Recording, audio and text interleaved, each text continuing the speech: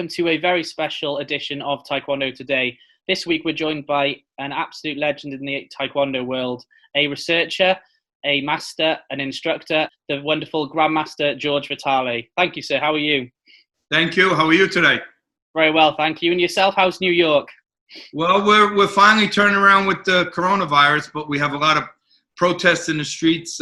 Right now is a very trying time to be in the United States, and especially in New York City. But this is a wonderful treat and a really great diversion.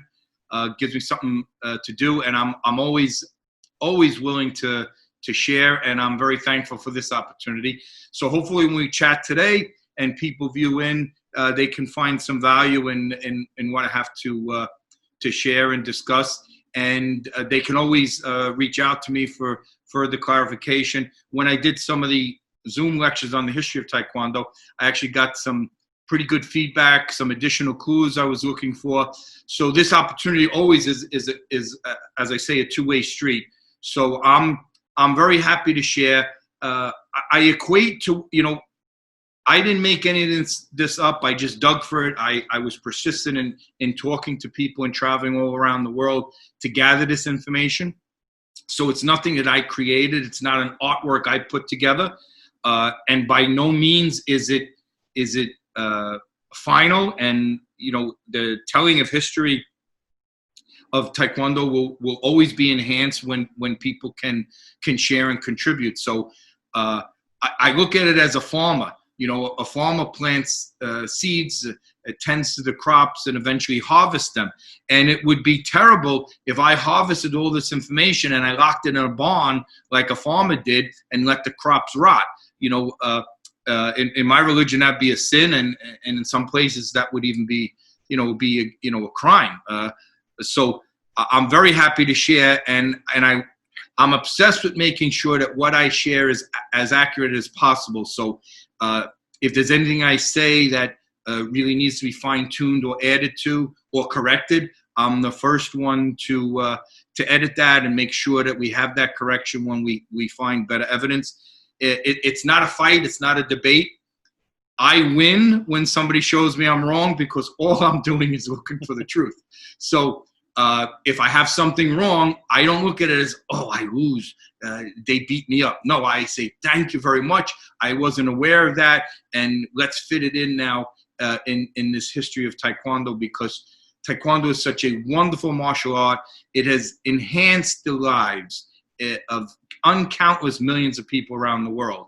So, I know it's enhanced my life, and hopefully, we can, by the telling of the history, we can teach people how this came to be, and we can also credit the ones that have been responsible for sharing this gift.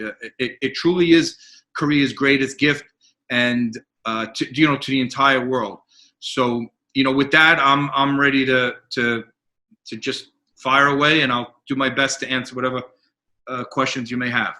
Thank you, sir. It's an absolute honor to speak to you. And I think even more so because this video podcast is aimed especially at university students who take up the art of Taekwondo, either at university or prior to university, then continue it through. That a lot of them would never really know, the history as in depth as other people do, or the things that you've discovered and found out. So I think it's an absolutely incredible experience for them to listen and also to learn from it as well. But to start with, I think it'd be really cool if we get to learn a bit about yourself. So I just wondered if you could give us some insight into your Taekwondo history, how you got started, when you got started, and anything like that. Sure. Okay. So, this interview is being conducted in 2020. I was born in the late 50s, and growing up in New York City, it's America's biggest city, and it's a very diverse city. And I grew up in a pretty poor area, working class area, and we didn't have computers, we didn't have Zoom, we didn't have Facebook. We had nothing but the streets to go out and play our sports in. And one of the things that fathers were known for doing at that time, and I guess for all recorded history, was, literally teaching their kids to keep their hands up, to defend yourself. Yeah. Because, without without your life and ability to defend it, you could be gone in an instant. And so my exposure to the fighting art started with my father teaching me basic boxing skills. And then in high school, we had wrestling in gym, and my older brother was experimenting with what was called Korean karate, Taekwon-Do. So he would show me a couple of moves. And then all of a sudden, lo and behold, I was born in Brooklyn, which is the best part of New York City by far. I know I'm prejudiced, but it's the most populated borough, very, very diverse borough. And I would travel by subway train from Brooklyn into Manhattan, up Manhattan, and into Queens. So I'd be making a giant U. If we had a car or if there was a subway train line to go direct, like with a metro, I'd probably be in high school within 25 minutes to half hour. But it was an hour trek by train every day, and aviation high school. And I was going to aviation high school with some buddies that I went to Catholic grammar school with. And one of them was Eduardo Rodriguez. So we're on the train, and I don't know if we're coming home, probably coming home. Coming home after school one day, he said to me, "What you do over the weekend?" So I said, "Oh, I went to the movies and I saw this movie, Billy Jack. It was just awesome." I said, "I wish I could do what he did, what he does." He said, "What do you mean?" I said, "I wish I could do." He goes, "Why don't you train?" And I said, "I wouldn't know the first place, the first thing to do about it." He goes, "Why don't you go where I go?" Now, I had no idea he did the martial arts. Again, I knew him from grammar school. He had the two biggest knuckles. And we used to ask him, "Eddie, how come your knuckles are so big?" And he'd say, "I was nervous and I would chew them." And we believed that because he used to stammer. And as kids, when you're sitting in school and the teacher or nun gives a paragraph to read, then the next one reads. We all waited for Eduardo to read, so he would be stammering, and it's terrible to say, but that's how kids were. And so I believed his story that he was nervous and chewed his knuckles. Yeah, absolutely. So fast forward, he tells me, "Go where I go," which was literally 2 blocks from my house.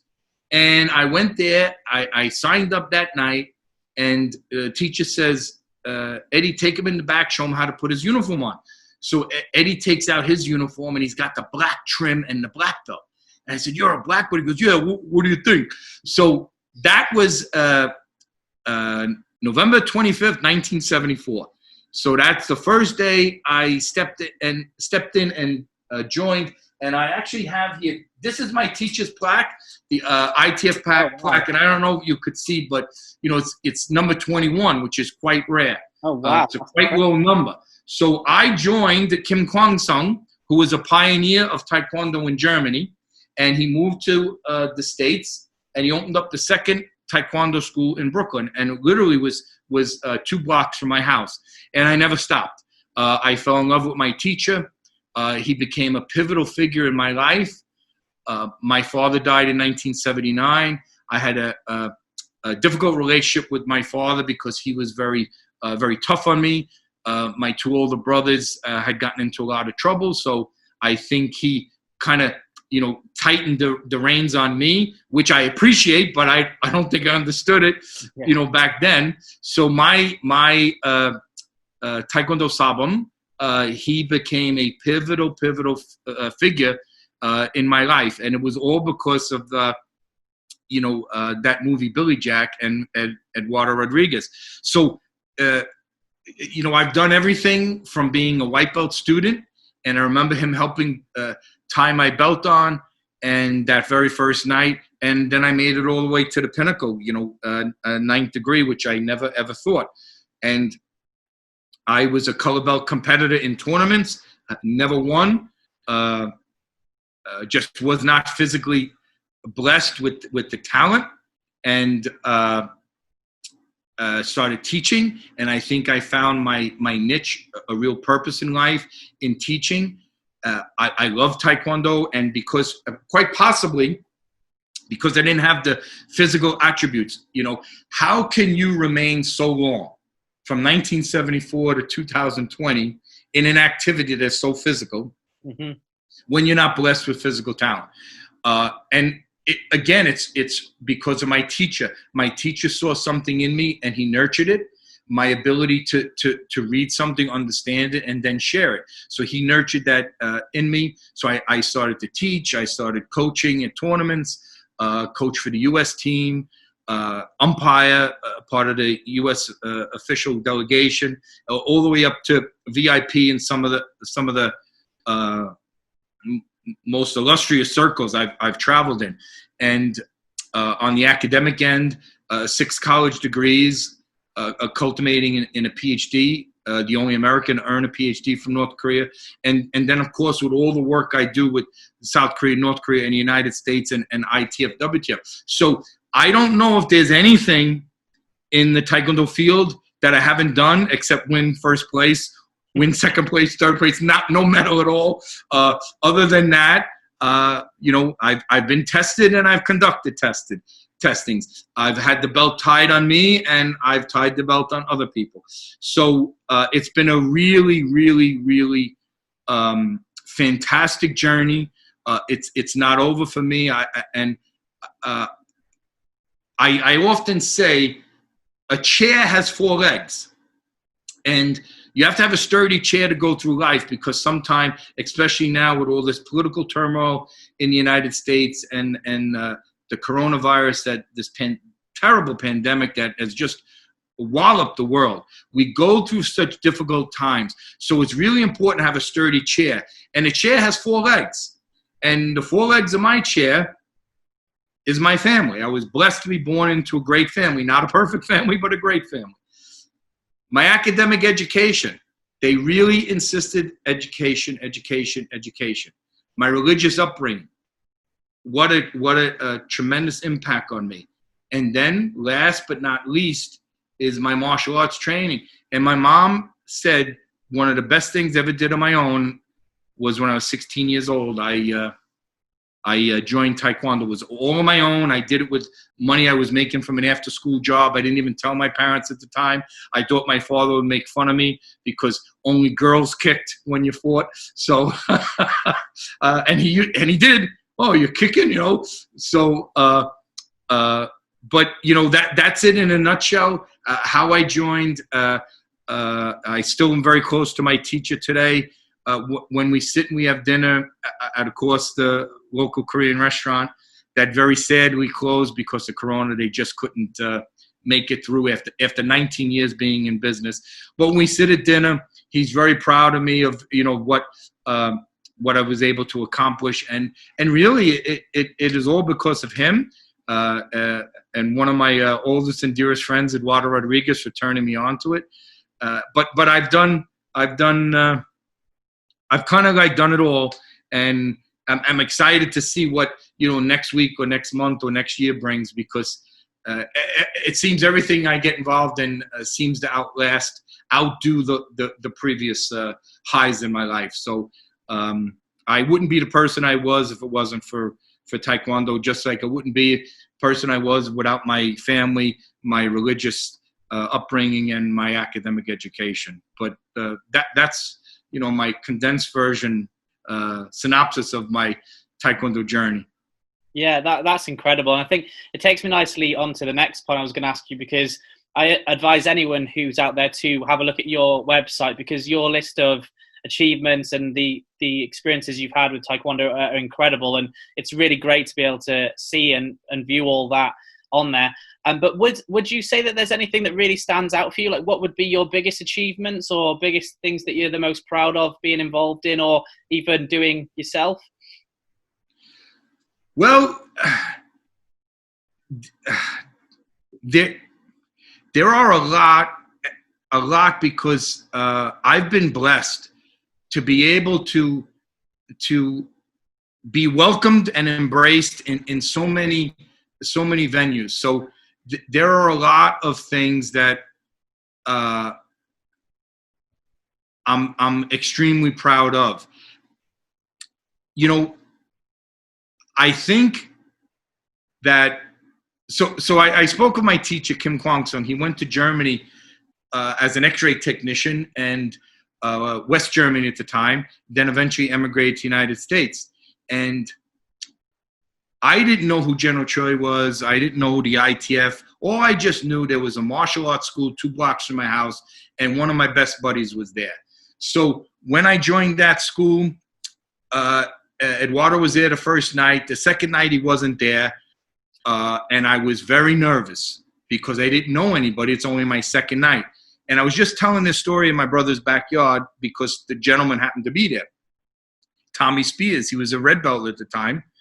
And he walked over to me and he stuck his hand out and he said, "Hi, my name is Tommy Spears. What's your name?" And I said, "Oh, George Vitale." And he says, "You're new?" I said, "Yeah, I just joined up yesterday." He says, "Come on, let me show you what to do." So the sharing with me continued from the very first minute I stepped in the school. And after training in 1977, I was tested my first degree black belt. And my teacher, so the promotions would be on Friday night or Saturday afternoon. Then you'd come in on Monday. So my teacher had an office with a cutout window and a doorway at the back of the dojang. Behind his office was the changing rooms. So I came out of the changing room, walked in front of his office to a big mirror, and I'm tying my red belt back on. So he yells out from his office, "Hey, Chicken George, come over here." And he took my red belt and threw it in the trash bin, and he took out the black belt. And he tied my black belt on for the first time. And I am telling you, I remember that day like it was last night. It was so special to me. Remember, this is before I had any kind of inkling of an outside world of Taekwondo. Your whole martial art world was your school, your teacher, and your fellow students. Mm-hmm. And what was our only other exposure? Well, when we go to a tournament, there would be other schools there, and they'd be competing. And I didn't do well, but our school did quite well. So I said, "Oh, we're pretty good. We're winning a lot of first place trophies. My teacher's got a name, and he's well respected." So I had a little bit of an inkling of that outside world. And then, of course, at the promotions, my teacher would invite in his peers, and I didn't know I was tested for red belt by a Grandmaster Kang Soo Chung, who is he's still alive. He is the most senior proponent of Taekwondo in the entire world. He was one time vice president of the ITF. And at that time, he was vice president of the ITF, but, nobody made a big deal about those things. He came in, he sat down at the head table with my teacher, and we were so nervous, we threw it up. So I said, "Oh my God." So I have this iconic person that tested me for red belt when I was a color belt GUP student. How cool was that? I didn't know it at the time. I learned that later on. And then I re-met him, had dinner with him several times. We formally interviewed him. I mean, he is an iconic figure. And when I tested for first degree, my teacher took me aside afterwards, and he said, we had to bring in pictures, and the picture had to be in a jacket and tie, because the picture would be mounted on the certificate and the black belt ID card that we would get from the ITF. And these 3 letters came up, ITF, and he goes, General Choi. Now, I didn't know who this person was. Apparently at that time, my teacher was having cash flow problems. So the money that he made in the promotion, he could not take whatever the certificate fee out and send it to the ITF, because he just needed it at that time. And he promised me, he says, "Don't worry, I'll get you General Choi's certificate. It'll be the same date and his signature on it." And I didn't know who this was. The proudest moment in my life was he put that black belt and tied it on me. I didn't care about a piece of paper. Mm-hmm. It was the black belt that was the most important thing. And the fact that my teacher thought I was worthy enough to not only to wear it, but he actually put it on me. So I was just up in the clouds, seventh heaven. I was walking on air. So when he told me about this piece of paper, I said, "Okay, whatever." And in the meantime, he gave me a small temporary certificate. And this was from another friend of his, Kwon Jae-hwa, who I had no idea who it was. This is one of the most iconic figures in Taekwondo history. So I have an actual first-degree certificate signed by him. And, of course, I have as my teacher promised, the ITF certificate, same date. So both certificates have the same date on it. And, I didn't realize the significance later on. And my teacher was the one that told me, you read General Choi's books. What he wrote, no Korean ever wrote. So, and my teacher said something to the effect that getting a black belt certificate signed by General Choi was like having an invitation to come to America by Christopher Columbus. So I said, so I started building an appreciation for this mythical figure who I'd never heard of, and reading his teachings and whatnot, and using that to build the basis for this pathway that's going to literally take me all around the world. And another proud moment, the first time I met General Che was in 1984. Grandmaster Suk-Jung Kim was hosting a tournament in New Jersey, and at this time my teacher couldn't come. He had to sever and hide any connection to the ITF, because this is after General Choi went to North Korea, and General Choi was a very political person, and it caused a lot of trouble. My teacher and others would get so much pressure from the KCIA and from their family members at home. You have to lead the ITF. Who is this Mr. Choi? This is a big problem for us. So on and so forth. So I went there and bringing the students, and my teacher couldn't come, so I couldn't piggyback, on his stature as a pioneer Korean grandmaster. So General Choi walks. It's a big gymnasium. So as the guest of honor, they stop everything, and he walks in. And I had one of the parents of Rich Rockinova, his son Richard Rockinova, my student for years. I said, Rich, when General Choi walks in, take a picture of me when he's in the frame walking past me, so I'll have a picture with General Choi. And that was how I met General Choi. Of course, I didn't meet him. I was in this big gymnasium, and I happened to get his walking behind me in a picture, and I said, oh, this is great. Needless that I know, I'd meet the guy, I'd be in his house, his wife would serve me tea. I'd be driving this guy 2 hours in the car from Connecticut to New York City to meet with people from the UN. I just, so that was another very proud, iconic moment. And then, eventually, all of my work led me to be the first and only American, I don't believe any other American, has ever earned an academic PhD from North Korea, because the United States and North Korea governments are in total conflict since the Korea split at the end of World War II. So I had no idea. I knew that was a big deal, but I had no idea the significance of it. There was a Voice of America reporter that we knew that we were able to get to come into North Korea with us to the ITF World Championships, which is unheard of, because Voice of America is a entity funded by the U.S. government. So for them to invite in an American reporter is very rare. But an American reporter from Voice of America is just unheard of. How did we do that? No special strings. We did it because Taekwondo. Plain and simple, because of Taekwondo. So he happened to be there when I went in early to finish up my dissertation and make the oral presentation of it and then defend it.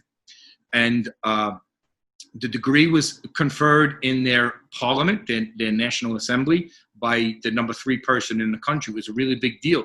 It was covered by North Korean print media, radio interviewed me, and when we're back at the hotel later on, everybody's laughing because here I am up on the TV screen, and they're just being covered on their national news. And the housekeeper, she looked and she seen me on TV. She didn't speak English. I don't speak Korean, but she's bowing to me because she could recognize this bald-headed American guy as the one that received a doctorate from our country. So that opened up so many doors to me. So that was a really, really a great achievement. And Voice of America asked me, could he interview me? And I said, sure, if you want. And his interview went out on the wires. and it was picked up by everybody. When I got home, I was inundated by so many requests to be interviewed by South Korean media, because they're saying, how the heck did an American get a PhD from North Korea? Well, you know, the ITF several years earlier had set up a PhD program that several countries were involved in administering with different professors from different universities around the world. And they then used the South Korean government, the North Korean government in Pyongyang to be the official degree conferring authority. So we asked the secretary, any other Americans? She says no. So I said, oh, the first one in Taekwondo I knew. She goes, no, in any field. So that was not only a pivotal achievement, but that opened up so many other doors, because once that happened, I became fairly well known and sought after in South Korea, because they were interested in this oddity. And with relations between the two Koreas so bad, anything that can act as a mechanism to help jumpstart, to trigger, to start, to however you want to open dialogue is very, very important, because without dialogue, there's really no hope for anything except more tension. So not that you have dialogue, it's going to solve the problems, but opening dialogue is the initial pathway to start building further. And uniquely, Taekwondo plays that role. So I'm very proud to be assisting Grandmaster Jung Woo Jin of Taekwondo Times Magazine. General Che passed him that baton of Taekwondo diplomacy. So we've partnered to do some really amazing things together. And with this avenue opening for me in South Korea, it put me in a position to start not only advocating that they tell the true history of Taekwondo, but they actually credit the people who delivered they created this gift, right? Think of them as artists. They create this wonderful entity called Taekwondo, and they disseminate it globally. And so many of them suffered terribly because of it. You know, Korea is a great culture. Korean people are wonderful. And to up and leave your country and everything you know, and to go live as a stranger in a strange land where you stick out. Remember, they're moving to places like South America, to Africa, to Europe. There's no Koreans there. They stick out like a sore thumb. So they, at great personal sacrifice and sacrifice to their family, they did this tremendous, tremendous, tremendous gift. And they need to be thanked. They need to be credited. Their names have to be etched in history. So every single person that comes to this art of Taekwondo can look and say, wow, this guy, Riki Ha, brought Taekwondo to the UK. This guy, Park Chung-soo, took Taekwondo to Canada, to the Netherlands. That's really important. So they were listening, and one of the proudest things was when they built the Taekwondo Won. The Taekwondo Won is this, how can you describe it? Words really can't encapsulate what this place is. I call it like the Disney World of Taekwondo. And they literally shaved off the side of a mountain, and they built this tremendous facility that has a 5,000-seat stadium. It has dormitories. It has meeting rooms, workout rooms, you name it, restaurants, walking paths, jogging paths, outdoor training areas.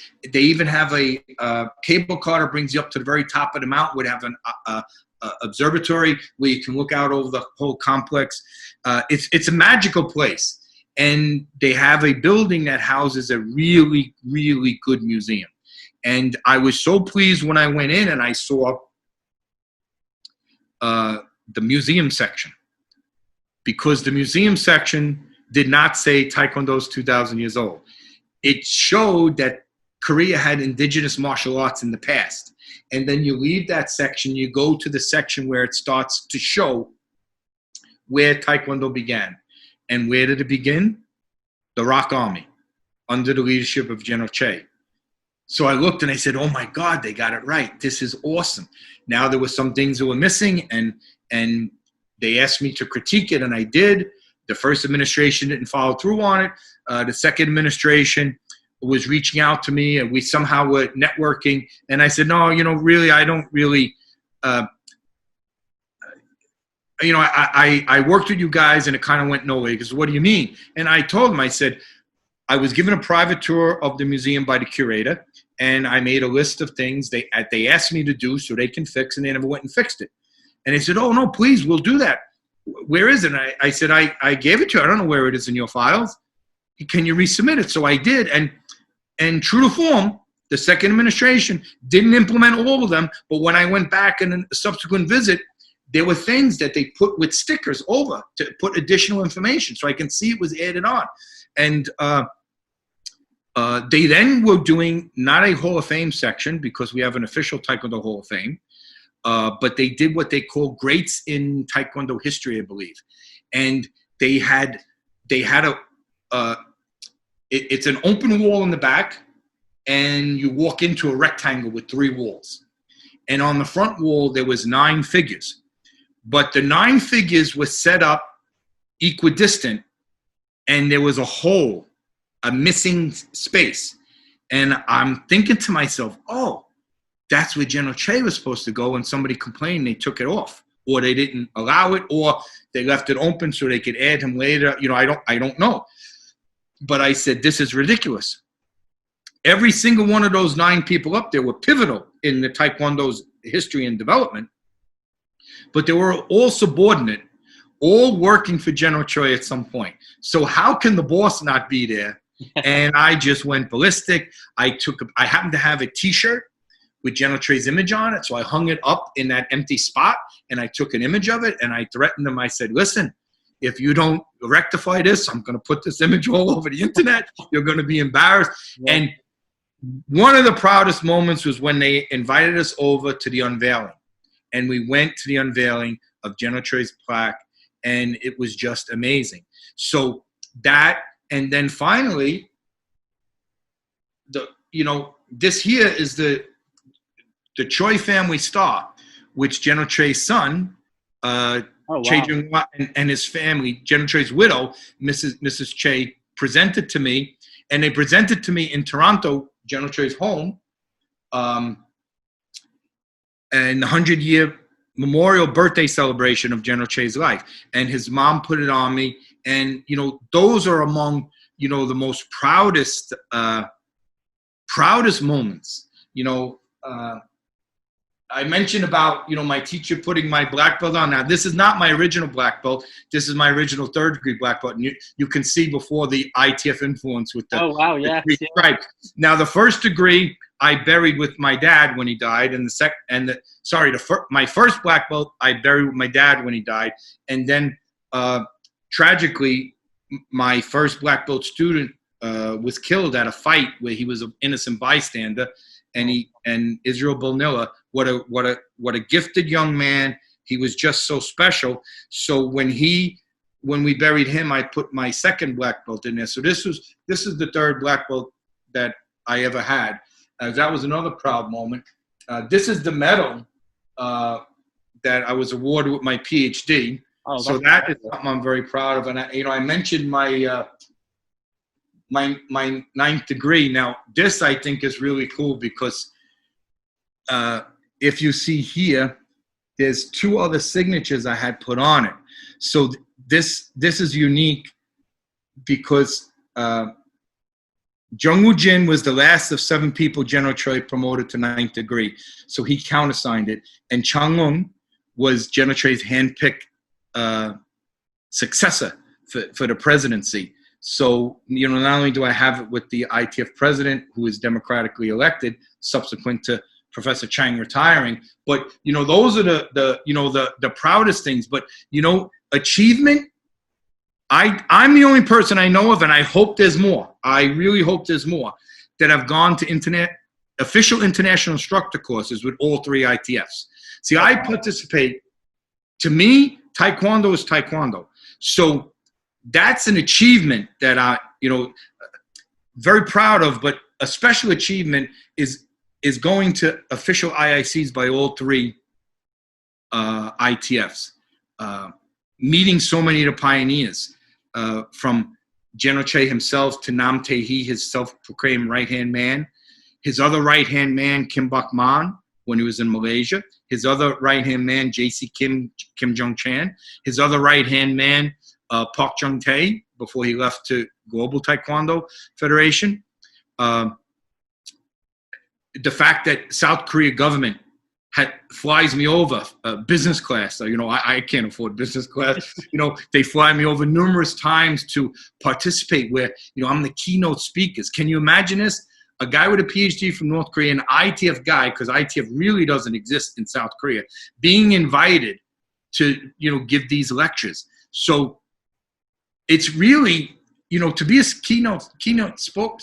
keynote speaker at these events, you have to really think about it. For years, they not only written General Che out of history, but they blacklisted him. They labeled him a communist traitor who committed treason. And that's all changed now. It's all changed because history is who did what, where and when they did it. The how is subjective and the why can be very subjective, but the other is just factual data. So it's amazing when you see these types of things happen. And, then the other 2 things, 2007 and 2011, we hosted the ITF team from North Korea to tour the United States. We did 8-city tour in the two trips. That's unprecedented. Mm-hmm. And, martial art people, Taekwondo students, they might not get that. But people who follow these geopolitical happenings, they can't believe it. I've met with people in the State Department because everything I do, I'm not a communist. I'm a true red, white, and blue American patriot. I love my country with its faults and whatnot. Everything I do with North Korea, I run through the State Department. I seek their advice. I network with them very closely. I'm not a political person. I'm just using Taekwondo to bring Taekwondo people together because they have political connections. And then when they come together, they then can report back to their political connections and open up that dialogue. So, we open up the door. The people we bring walk through that door and then afterwards follow what makes things happen. And to have North Koreans in the United States from the West Coast, the Pacific West Coast, in Los Angeles and San Francisco, travel all the way across to the East Coast to Atlanta, Georgia, to New York City, Philadelphia, and Boston, and the heartland in between, Cedar Rapids, Iowa, Louisville, Kentucky. I mean, it's just unheard of. So that is amazing. And then I don't know if anything tops meeting the South Korean president in 2007. It was us, the Taekwondo people, that floated the idea. Oh, we now have the the ITF team made of North Koreans performing in Muju, Taekwondo Wan, at the WTF World Championships with the president of Korea in attendance. I met him. He posed for pictures with us, shook all our hands, thanked us. It was just amazing. And at the closing ceremonies, the IOC president, Thomas Bach, came. I mean, this is just, this thing doesn't happen because of kicking and punching. This thing happens because the kicking and punching allows those kicks and punch to snowball into other things. So we floated the idea. Well, I said, South Korea's hosting the Winter Olympics. We did an opening demonstration and a closing demonstration at the World Championships.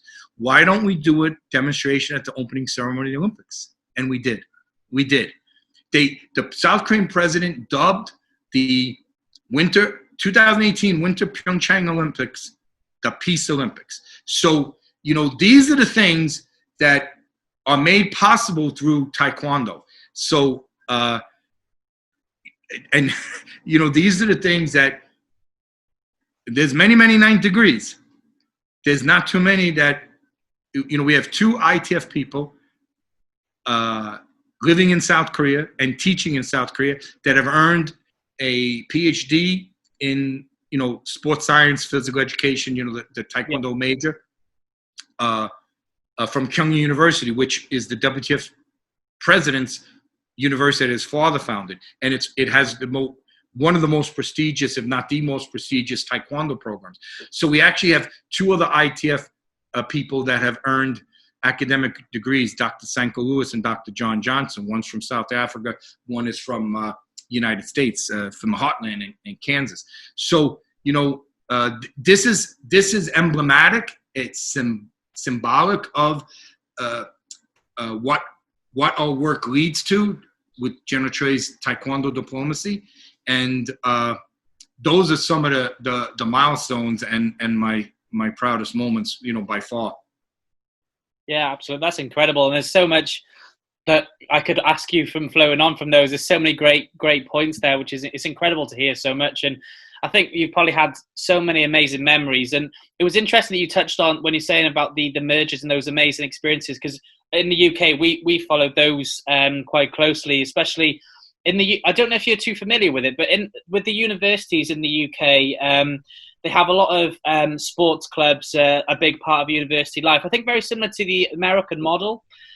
So a lot of them will have martial art clubs and schools that are attached to them or are solely delivered by the university. And Taekwondo is massive in the UK university system, which is incredible. But it's very strange because you have half the universities will be WTF led universities and half will be ITF, based on solely whoever kind of took over or started teaching a club there.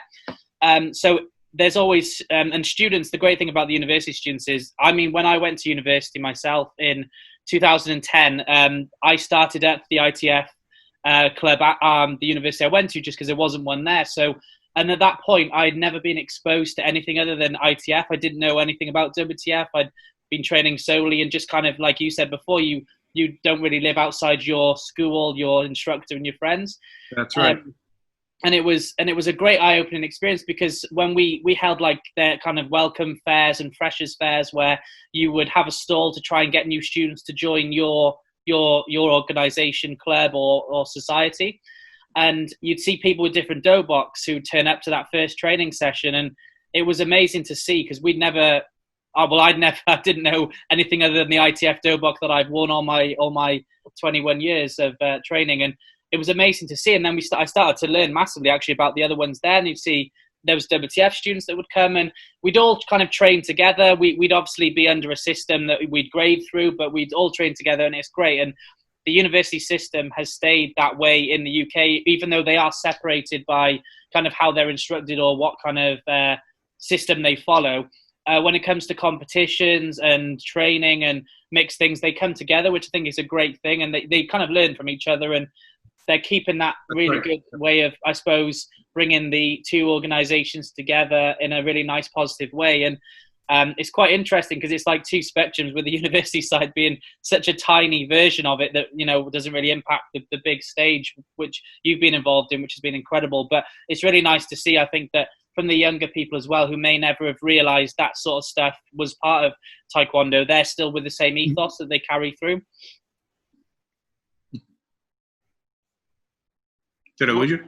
Yeah, I was just going to say, sorry. Yeah, and with that as well, it's, I think it's really cool. So have you got any kind of advice that you'd give to anyone who's at university or someone who was just about to go to university or college level that either has never experienced Taekwondo or has been part of it, on why they should keep involved, or why it's important to keep that kind of family ethos together?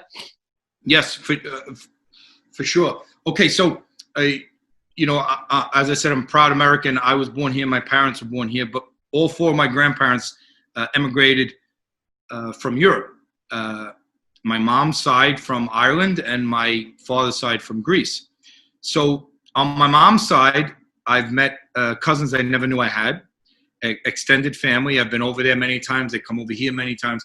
And my cousin Michael Kloon, he shared something with me a very long time ago. He says, a mind works best when it works like a parachute, when it's open.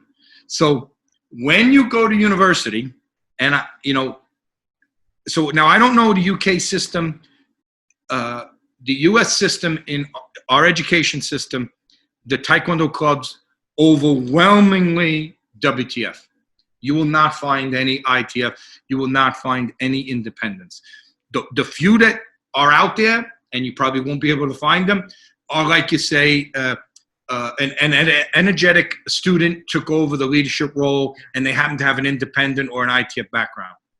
But Taekwondo became a collegiate sport early on, before, on its way to gaining Olympic recognition. So in the United States, all of the programs are geared towards WTF. All of the masters that came over were educated in South Korean Taekwondo universities, so there is that natural inclination. So when you go, then I don't know, do people commute, or do they live, on campus in dormitories? It really doesn't matter. Going to college and learning, whether it is in a university setting, or whether it's on-the-job training, or even in the dojang, or just in life, you need to keep learning. So I encourage anybody to pursue education.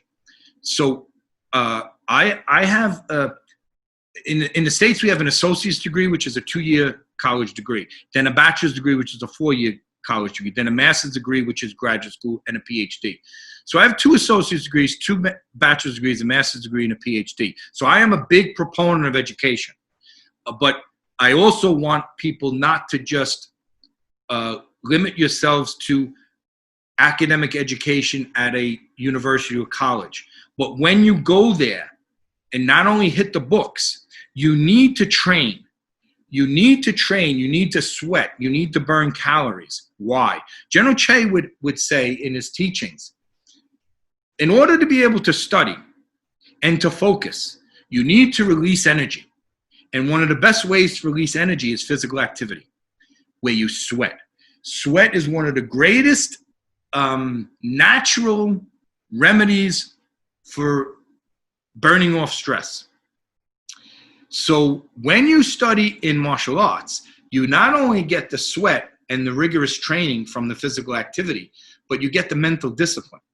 And if you're lucky enough to go to a university and they have a martial art program, be like a parachute and be open. Keep your mind open.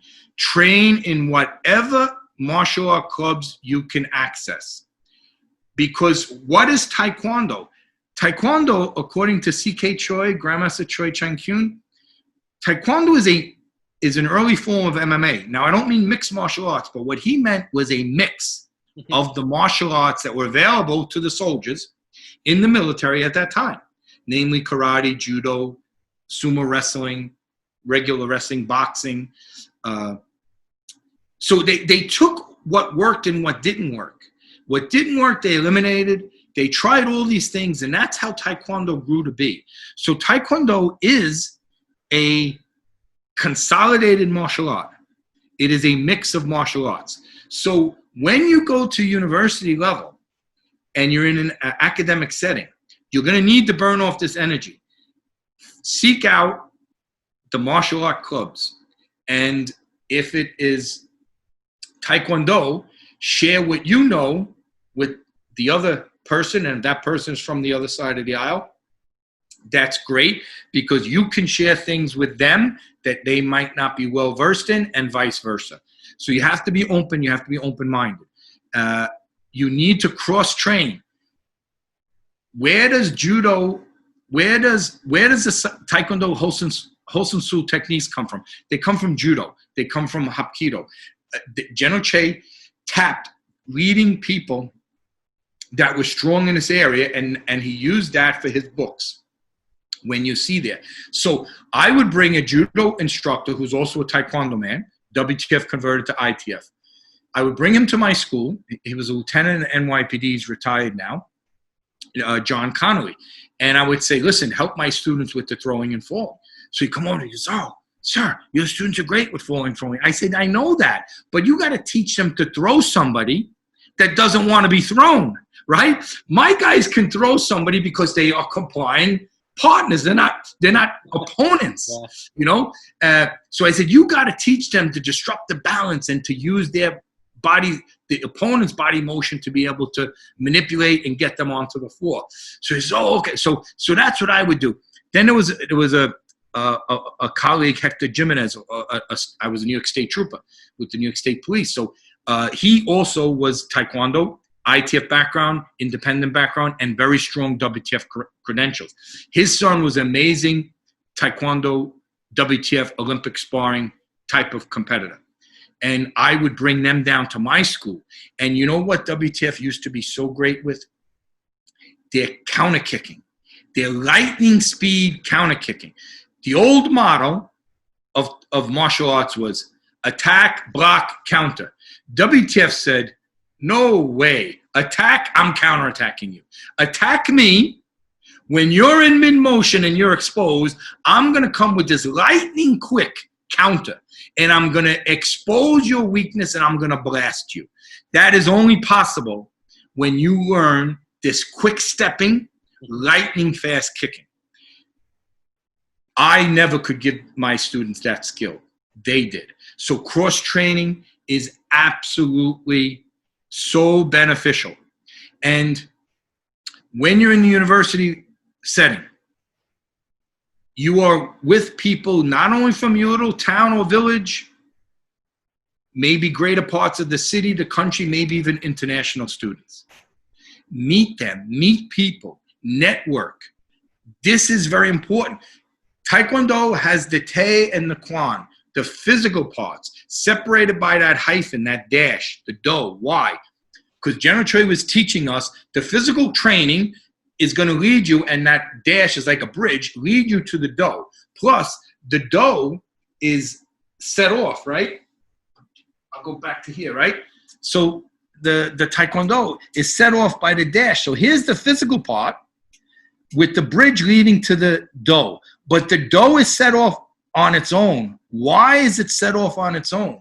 This is General Choi's way of teaching us. The Do, the non-physical aspects, are the most important part of your Taekwondo training. Remember, I said earlier on, I was never physically gifted.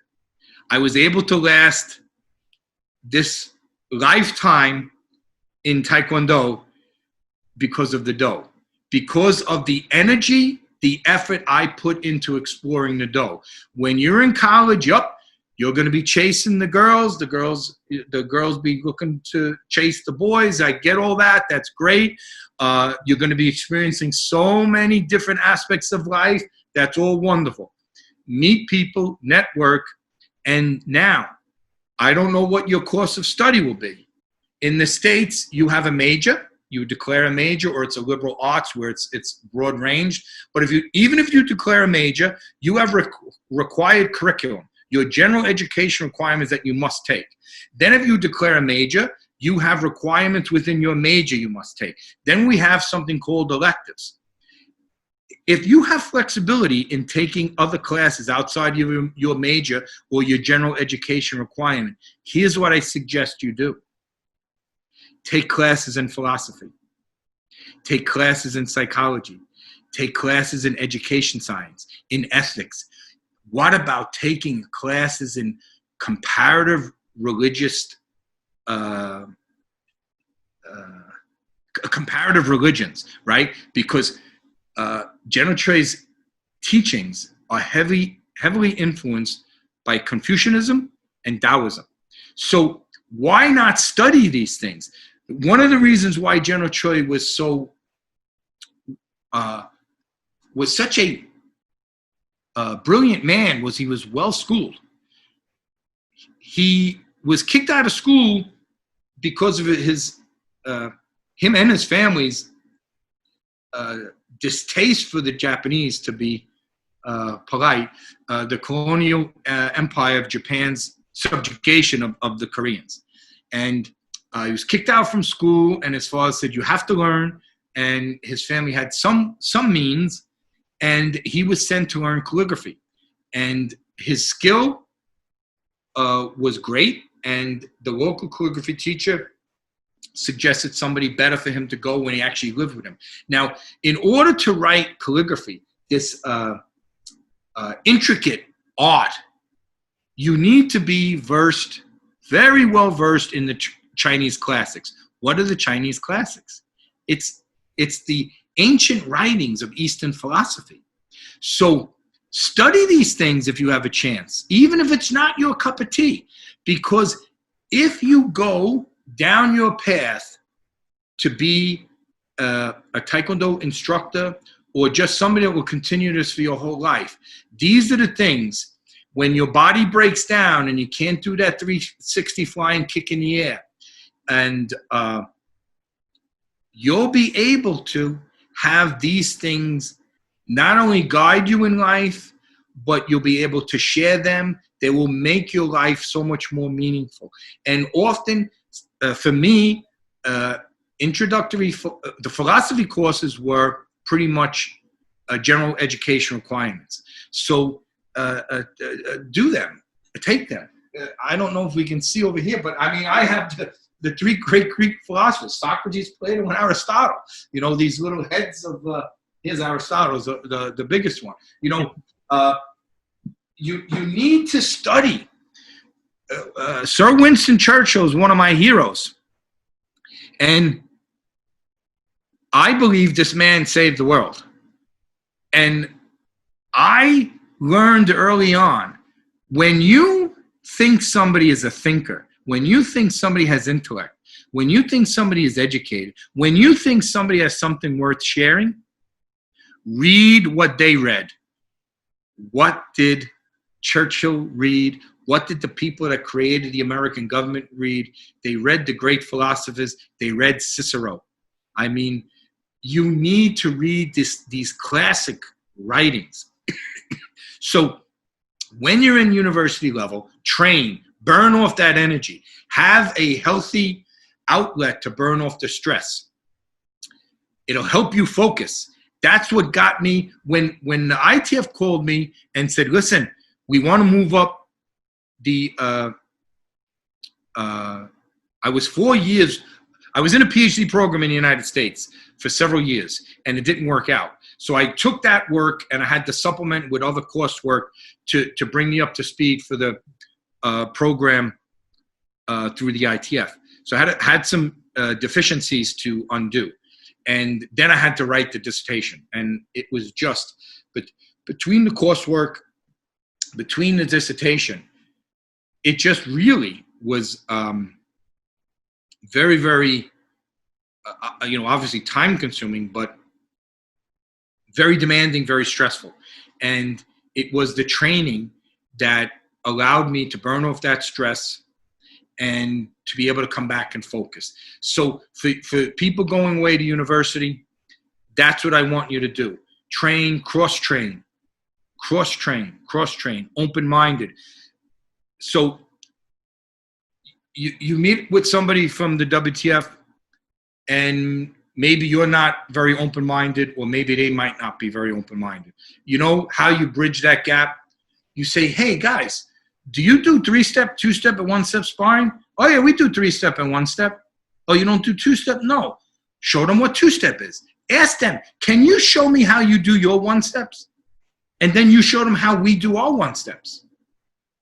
You have 3 steps, you know, and in some places, 3 steps is more advanced than 1-step because you're doing 3 steps. No, in ITF Taekwondo, 3-step is the most basic because all it's teaching you is distance. Mm-hmm. It's just teaching you distance. We can't fight if I can't hit you. If I'm too close, I can't do certain techniques. If I'm too far, I can't do certain techniques. I need to, if I'm too far, I maybe have to use a flying kick to bridge the gap. If I'm too close and I can't hit, you know, maybe I can't hit with a jab or a cross, but I can hit with an upset punch or an upward punch, you know, a crescent punch, a hook. So Distance is very important. So 3-step teaches you distance. So teach them the underlying philosophies behind why we train things. And then we move 3-step to 2-step. Why do we move to 2-step? To integrate, because 3-step is 3 of the same techniques. 3 punches or 3 front kick, whatever it is, it's 3 of the same. It's very, very rudimentary, very, very basic. But 2-step mixes up. Has to be 1 hand and 1 foot attack. Has to be. The hand can go first, foot can go first, doesn't matter. But it has to be 1 and 1. And then 1-step is what is 1-step? 1-step is you are mimicking the initial confrontation in combat. And the purpose of 1-step is to train what tool can I use. Can I punch somebody in the eye? Yeah, you do some damage, but if you poke them, right? If you poke somebody in the eye, you are going to directly hit the eye and do great damage. Same thing with different parts of the throat, right? So depending on what part of the body you're going to attack and what vital spot you want to hit will help you determine what tool to use. That's how we train 1-step. We don't go back and break down and wait. We just go and attack from a parallel ready stand. So when you ask them to show you the 1-steps, you don't criticize. You just, I want to learn. Oh, that's great. Here's how we do it, and here's why we do it. Ask them to show you and say, you know what? We don't have kicking like this. How the heck can you do this? Show me. Do the drills. You will not believe how much better off you will be. So go with that open parachute mind and look to be a sponge and absorb as much as you can. And the way you pay for it, and I don't know if these universities have club fees, the way you pay for it is by sharing with them. Hang around, put the equipment back, clean something up, come early. That's what we would old school. We were made to do these things as part of our training. I know people that run schools where they won't even let you wear a dobak, a uniform practice suit, until you have kind of earned your way in the gym by doing things in the dojang to help betterment of the dojang. So come with that attitude, and you'll be amazed at what you can take. And when you graduate, remember your learning doesn't stop. You now have schooled yourself well in learning the basics of how to learn. So just have that open parachute mind and make sure your brain is like a sponge where it just wants to absorb everything and anything that comes across your way. But good luck to you in the university setting. It will be another positive building block in your life and with your Taekwondo journey as well. No, absolutely. I think that's incredible advice. And I think it's really great to get your perspectives, especially seeing as you've also been a student, like you said, many times with your education. So I'm a student. Yeah, absolutely. Which is amazing. And it's so great to hear. And I think another great thing about, especially the university experience for students over here, when they become part of a club and they join it, they notoriously will come to uni without knowing anybody, so that they form great friendships. And a lot of people, especially that I know of, have become best friends and lifelong friends because they started together that way. So they have some amazing, memories and fun moments and things that they share, as well as the great aspect of learning and training. They also have these amazing friendships and form bonds. That's right. I just wanted to interject something because you made me remember something. Remember, I'm from the United States of America, and then there's the Democratic People's Republic of Korea, North Korea, right? U.S., North Korea. And you know how volatile that relationship via the governments has been since the inception. I am proud to say that through Taekwondo, I have friends from North Korea since 1988, that we sit and we have beers at the World Championship and other events, and we are friends. When I deal with people in the State Department, they cannot believe that I have relationships dating that long. Yeah. Friendships, networking, meeting people, building relationships is key. And that's another thing with the university setting. And I just wanted to add that in there because they are fascinated. They have never seen people with this length of relationship. And it's all because Taekwondo. So young people build friendships. My favorite movie of all time is a Frank Capra movie, It's a Wonderful Life. And at the end, the main character played by Jimmy Stewart, his name is George Bailey in the film, he's at the end of his ropes and is contemplating suicide. And at the end, when everything sorts out and he's on top, his guardian angel that came, Clarence, wrote a little note in the book and left it for him as a gift. And when he opened up the book, he said, "Remember, no man is a failure who has friends." So your life will be enhanced by the friendships you make and you nurture and you maintain. So I just had to add that in because when you were talking that, I said that is the essence of life. Yeah, no, absolutely, totally agree. And I wanted to ask you as well, because I bet you have some amazing memories and funny experiences and stories within Taekwondo, because I think sometimes with Taekwondo, people have such great stories and things, but we talk so much about the the really important things like the educational side and the history and the actual art itself. And so I like to kind of get people to, if they can, tell me some funny stories. There's two funny stories. One is actually quite embarrassing, but I'm not afraid to share. So I'm a big boy. I can handle it. Well, the first one, now I explained to you earlier, I formed a great relationship with my teacher. He became a father figure to me, as Grandmaster Jung Woo Jin from Taekwondo Times has become a father figure to me. As Professor Chang Lung, IOC member from North Korea, he was like an older brother. He's such a well-educated man, so wise, and he was in New York for UN business with the IOC. And the conference they were doing ran from Monday to Thursday. We met him at the airport at JFK when he arrived, a bunch of Taekwondo people in the dough box with flowers. The U.S. Olympic Committee was there to officially pick him up. They were overwhelmed. They never saw anything like that. So that's how we greeted him when he arrived. And on the last day when the conference is breaking in the morning, all of his friends were saying, "Oh, we're going to go do this. Come join us." He goes, "Oh, no. My friend is picking me up. It's going to take me around, show me the sights." He goes, "You're in America. What friend do you have here?" And he goes, "Dr. George, Taekwondo Dr. George."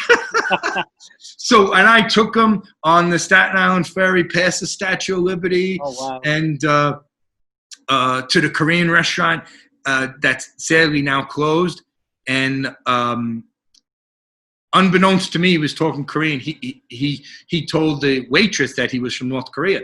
And, I would never divulge that because I don't want to make anybody uncomfortable. But I found that out the next day that he actually told her. But when we were leaving later on, no, it was a subsequent visit. We were talking. He asked about the Korean restaurant. And he said to me that the Korean food there that he had reminded him of a dish that his grandmother used to make. So, this is made possible only through Taekwondo. So getting back to my teacher, we built this special relationship. He nurtured something that he saw in me. So it was a commercial school, and it was above a department store on the second floor. And in New York City, the garbage is taken away by government sanitation department that your taxes cover. But that's for residences only and government buildings. Private commercial entities have to pay for their own garbage removal via private companies. And those companies in the past were infiltrated by the mafia, organized crime, and controlled by them. Mm-hmm. But my teacher refused to pay for the private sanitation. So we didn't have much garbage. Remember, people coming in, changing, training, and leaving. Occasionally there'll be something, a gum wrapper you throw in the wastebasket. So literally he'd go the whole week with no garbage to throw away other than little incidental things that would fit in one garbage bag at the end of the week. So at the end of the week, he would say to me, George, chicken. He'd call me Chicken George from the TV program Roots. And he'd say, you take home garbage. You tell your mother I send a present. So I had to take the black garbage bag home to my house to put it in the front of the house with the trash bin. So when the sanitation come pick it up, they would take it for free and he didn't have to pay. So this is going on for the longest time. And he used to say to me, this is your job. You are junior, you're the new student. The junior person had to do this. Now this is going on for 3 years longer. And I get my black belt. We made up business cards. He had me, he was president. I was vice president of the school or something. And, I'm really running not running the school, but teaching the kids class, which we had 100 students in the kids class. We had to break up the training separate days of the week. It was just too much to have in one class. And all this was done over a period of time. So he's still giving me the garbage to take home. So I took some of them. Why? I said, I'm not white belt anymore. And he said, hey, shut up, stupid guy. You school manager. So now I'm the school manager. I got to throw away the garbage. But that was one of the funny stories. This is the embarrassing one. So my teacher was a very, very strong personality and spoke with that very thick Korean accent. And he spoke and you did. A lot of times you didn't even know what he was saying because his English was not that well at all. So our school was, the first school we were in was a long rectangular school. And he wanted us to do like a swing our leg, warming up the hip joint in a circular motion. And it was crowded one night and we were on too close to one another. So if we did it, we'd be hitting the person next to us, the person next to us, we'd be hitting us. So he wanted us to turn to make that rectangle longer by having us be at, and he was having trouble telling us what he wanted us to do. So he grabbed the big window pole and he drew on the wall the number 4. So somebody, I think I yelled out 4. He goes, yeah, 4, because Koreans will flip-flop the F and the P. Yeah, 4. Then he draws the 5 and somebody yells out 5. He goes, 5, yeah, pipe. Yeah, and then he goes this one, and he's drawing the little circle. So somebody says, oh, somebody says 0, and then I think I said degree. He goes, what's speaking you? I said degree. Degree, yeah. He wanted us to turn 45 degrees. That's how. So the communication skills was not efficient, but everybody knew he was the boss.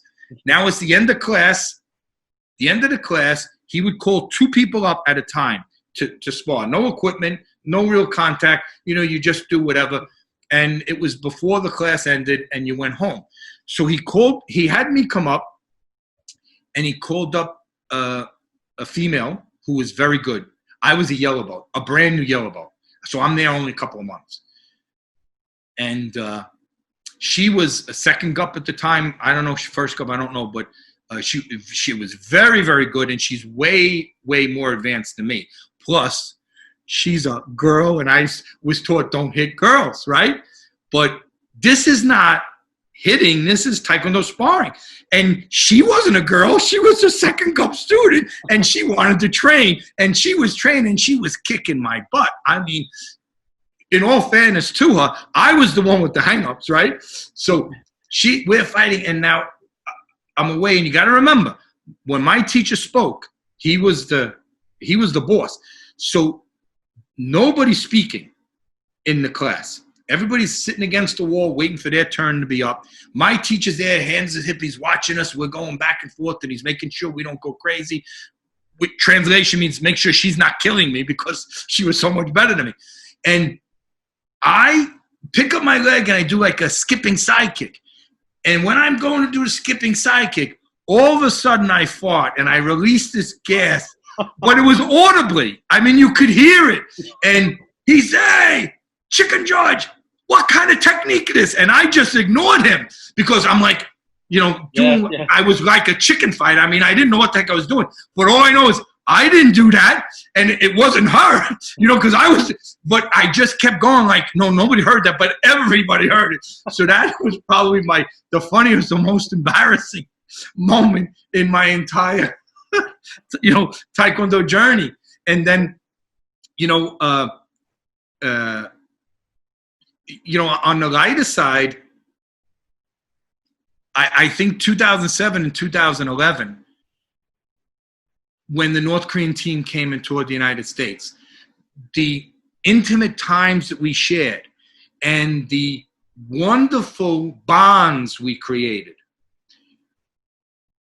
some of them bring tears to my eyes because they're just so special. They're not funny.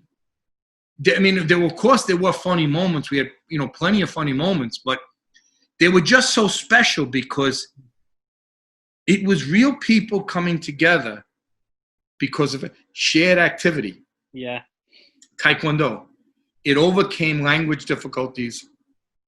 And, I don't know, did they get off the plane thinking, America's full of devils with horns and, we're going to, cut their bodies up and, they'll never be seen again. I have no idea. But they just left with such an amazing experience. One of my best friends growing up, our families were very, very close. And four of the sons, the brothers, were firemen. One of them died on September 11th. So I took them past the World Trade Center, and I told them about September 11th, what happened, and how David DeRubio died, a fireman, never got out of the building, and you could tell that they when it was being translated to them, you can tell how the whole demeanor changed because they were empathizing with me. Mm-hmm. And that in 2011, my sister died of cancer, and it's a very, very rare form of cancer. And she was trapped in the Trade Center in the aftermath. Somebody grabbed her into one of the other buildings, and for days she was spitting up and blowing soot out of her nose. And the cancer was so rare, they never knew it was cancer for 3 operations. They finally identified it as a very, very rare form of cancer. We're certain that it came from the World Trade Center. But them hearing this and meeting my sister, she had already lost her hair from the chemotherapy. These are real memories. Mm-hmm. And, they can be laughing. I was the garbage man at the school, or, doing the kick and making that noise from I don't know where it came from. Wasn't me. I wasn't going for it. These really poignant moments, being on top of the Empire State Building and showing them, there's where I grew up, right across the river there. And, so you said earlier on you started when you were 9 years old. You're already way ahead of me. I started when I was 16, so you got a 7-year jump on me. So if I did these things, you can, and I encourage you and everyone else too. When I joined Taekwondo, there was no children's classes. It was an adult activity. And we had a teenage class. It wasn't really a teenage class, but the teenagers went to the adult class at 6 o'clock, and at 7:30 the adults went.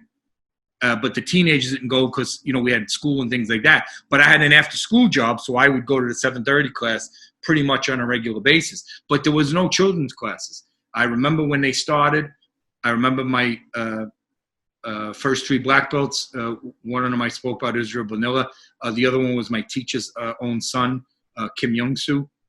So, we didn't have that. So people today are starting much earlier, which only means you have opportunity with this head start, this jump start, this early beginning to accomplish so much more. So, I just use this opportunity to encourage people to run with it, find the parts that you love, take everything. It's like a buffet. You go to the buffet and there's all kinds of food. Yeah.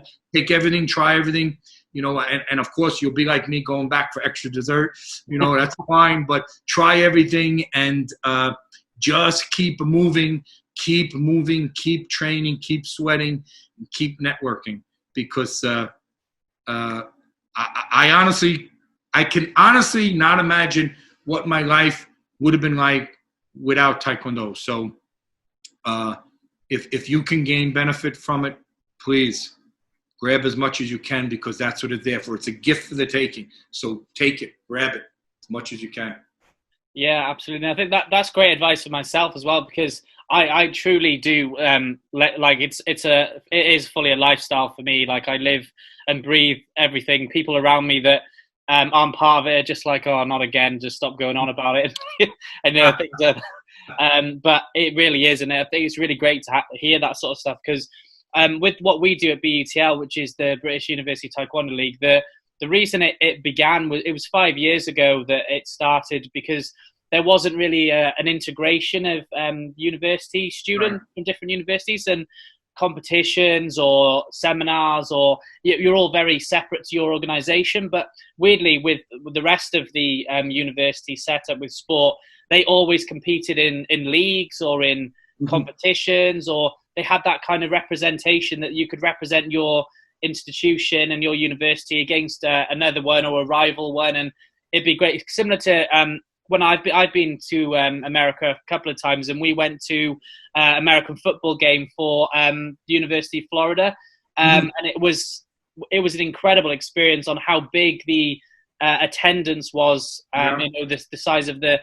stadium, but also the community, that everyone would go there and have barbecues beforehand, and it blew us away, because we thought our 100 people was wow, what a big deal. People have come to our rugby or football matches. But over there, it was incredible. And I imagine the martial arts is a similar thing when it comes to, representing on that scale. And in the UK, it was weird that Taekwondo or martial arts didn't have that, which was very strange, because externally there is so much on offer for competitions, seminars, mixed camps and things. It's brilliant. So we started that with 6 universities. We just got together and said, why don't we just every year do some stuff together? And we ended up competing, and it formed, in a way, a mini league system. And because we were from all different countries, I've got England, Scotland, Wales, and the Irish universities, that once a year we were all from different locations, so it just didn't work, because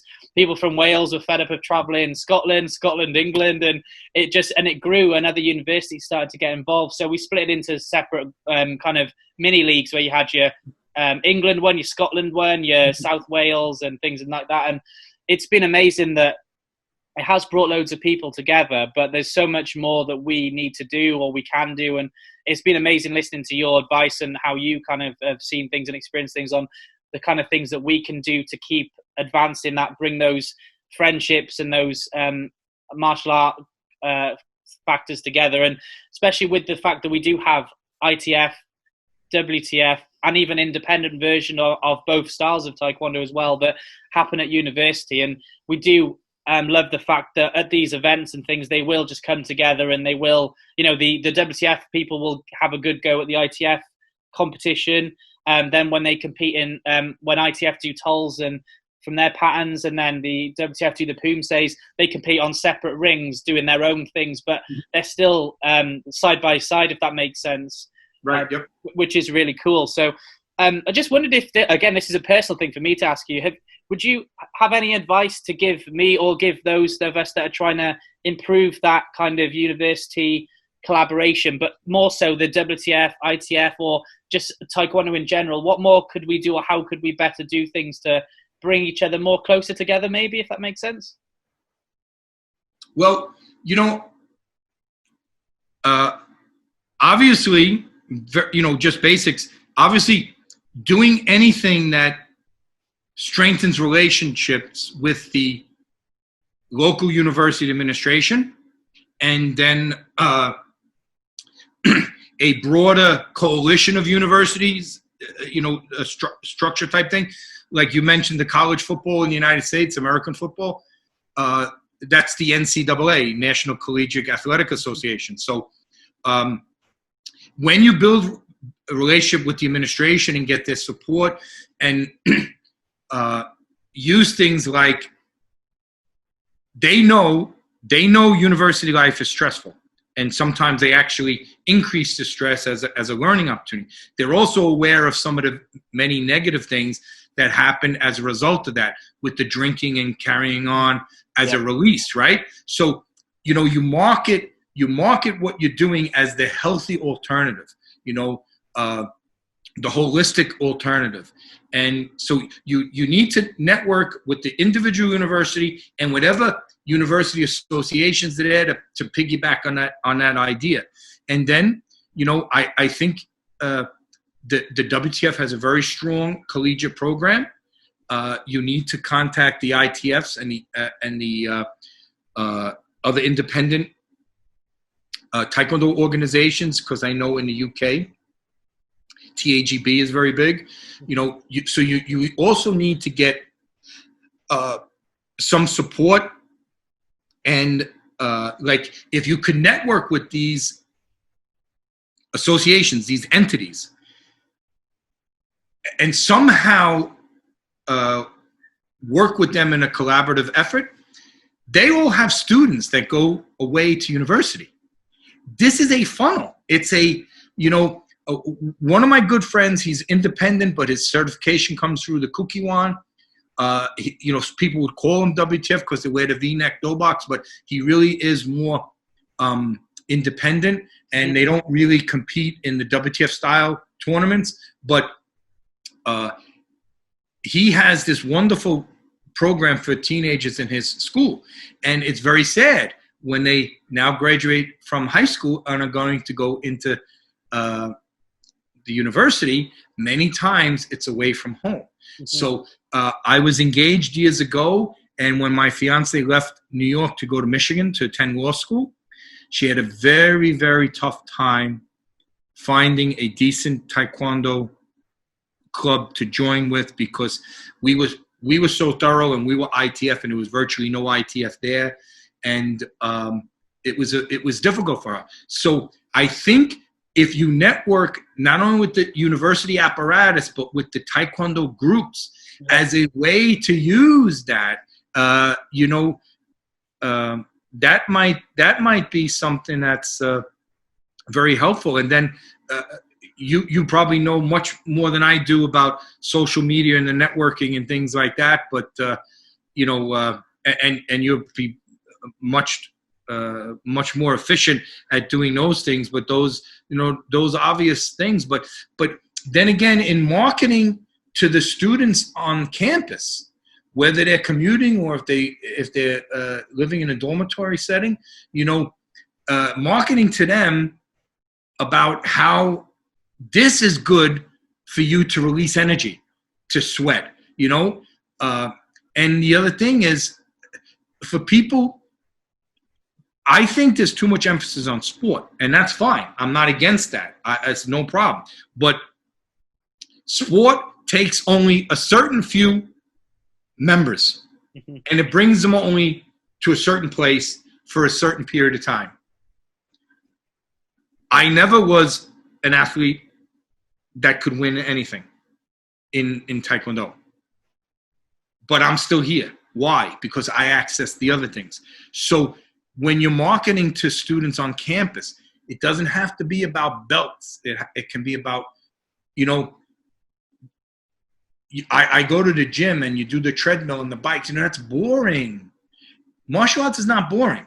And if you can explain to them how we do the warming up and the calisthenics and the stretching, and then not only that, but the self-defense aspect. Build on the self-defense aspect, just like awareness, you know. Not that you know you're going to crack somebody's head open if they do something, but self-defense begins with awareness, avoiding situations. So that is something, because some people might not want to get into a program where there's belts and promotion, or I'm not talented enough to be competing. So you need to be able to offer them the simple thing of burning calories, of maintaining flexibility and stretching. It is so healthy. So I think, you know, that's the way to go. And I think also within university setting, if there are other martial art clubs there as well, because remember, Taekwondo people need to be able to fight on the ground, because the fight could go to the ground. Yeah. And you need to, if you're going to be going to the ground, you have to know how to go to the ground without getting hurt. That means you have to learn how to fall, and we started off by tumbling. So, you can advertise in your promotional materials when you're drawing people in, guest instructor to focus on this or whatever, or do it as a surprise and constantly catching people off guard so they come in and don't know what to expect, so the anticipation is there. But, those basic things, I would look at doing, and try to network with people outside the UK. How do they do it there? Because I don't know. General Cho used to say, who arguing over the origin of martial arts it's like arguing over who first made fire. Like, to me, it's crazy. Somebody in some part of the world made fire, and now fire is there and it's not anywhere else. How did it get everywhere else? Oh, the people making fire were sending smoke signals with directions how to make fire. Well, no, people don't know what smoke is because there was no fire, so they couldn't read the smoke signals. So logic tells us that fire probably occurred at different places naturally by mistake or accident or whatever. So don't worry about who or where fire was created. Go to the experts that know how to make the best fire and make it burn efficiently. So network with people in the university systems in the United States and in Canada and in South Korea. South Korea, their universities have Taekwondo programs where you get a bachelor's degree in Taekwondo studies. So you can network through them as well. Maybe even, again, now it's tough because going to Korea, there's a quarantine period or whatever, but in the future, you can do these things over the internet. Dr. John Johnson is a professor at one of the universities. He's got an ITF. He teaches Taekwondo studies there and has permission to teach ITF classes. And Dr. Senko Lewis is in another university. So you can contact them and ask them to make introductions and guide you. But South Korea has this enormous wealth of resources at the university level, because they actually recruit people from secondary school to go into the elite programs where they train them for, Olympics and whatnot. And then they in turn have people from all around the world come and train with them in the different seminars and whatnot to do. So, maybe something, I don't know if funding is something you can get funding for this, but you can even promote, once a year journey to South Korea, maybe even do something for credit, from one university to the other. Because now in every university, I'm assuming they have some kind of physical education class. So why take a boring physical education class that you probably took in high school, the same thing in college, when you can go to Korea and do some intensive thing in a couple of weeks and get that credit? They gave me, when I was going for my bachelor's degree, I was 1 credit shy because the college colloquium course, something was only 2 credits and everything else was 3 credits or whatever. So I saw physical education class and karate was 1 credit. So I brought in my certificates and I showed, can I get equivalent credit? And they gave it to me. So I am sure setting up some kind of educational exchange program with one of the, I know South Korea would be, they do it all the time. They'd be very eager to do it. It's another feather in their cap. And you might get funding because South Korea is a very affluent country. And there is a lot of funding available to Taekwondo and Taekwondo tourism. So you might not be able to get funding in the UK on that side, but you might get funding from them or subsidized travel, whatever. They can put you, I'm sure they will put you up in the dorms and feed you for nothing. So, these are some of the things. And if you could promote something like that, and like say you did it in one university, but you open it up to everybody, Because, that first time you do that, you don't want 3 people. You want to get a group to go. Yeah. So, these are some ideas when you think out of the box. But again, these just things pop into my mind now as I'm reflecting. And the more I talk, something else might pop into my mind. But when you reach out and network, remember, it's all about friendships, building relationships, and networking. South Korea is big on this. They're big on this. So definitely you could build that way. Yeah, I really appreciate that. So that's great, and it's really great to have your insight on that as well. And I just wanted to ask you, when you have been researching all the history of Taekwondo and things like that, has there ever been any kind of things that have really jumped out and kind of surprised you, or you were kind of going down one route through information, and then it's kind of completely changed circuit? Was there anything you've ever come across where you've gone a bit like, wow, that I didn't expect that kind of outcome or that kind of piece of information? I think that so many pioneers never knew the impact that they would have. See, as somebody on the receiving end, you kind of take that for granted. Yeah. That was one of the stark awakenings I had, that they had you remember, always remember context. What was South Korea in the 50s? What was South Korea in the 40s? What was South Korea in the 30s? Korea wasn't even Korea. It was part of the Japanese Empire. The 36th Olympics in Berlin, Korean won the gold medal in a marathon. They raised the Japanese flag, and he competed under his Japanese mandated name. IOC, I believe, recently rectified that. So what was Korea then? It was this very poor country, ravaged by a brutal occupation by a foreign power, then devastated by a civil war of, the amount of destruction. So the 50s was really, really not the place to be in South Korea. And these guys, they had no idea that this would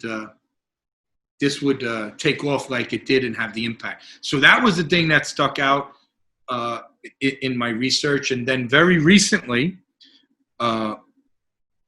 General Choi's wife, his widow, she said something that was stark. It was just a real eye-opener. I always thought how difficult it would be for General Choi's family. Here's this guy famous going all around the world. And really, when you think about Koreans, I ask people all the time, and I'm a member of the National Committee on North Korea, a consortium think tank of academics and other professionals that deal with North Korea, and it's based in Washington, D.C. And,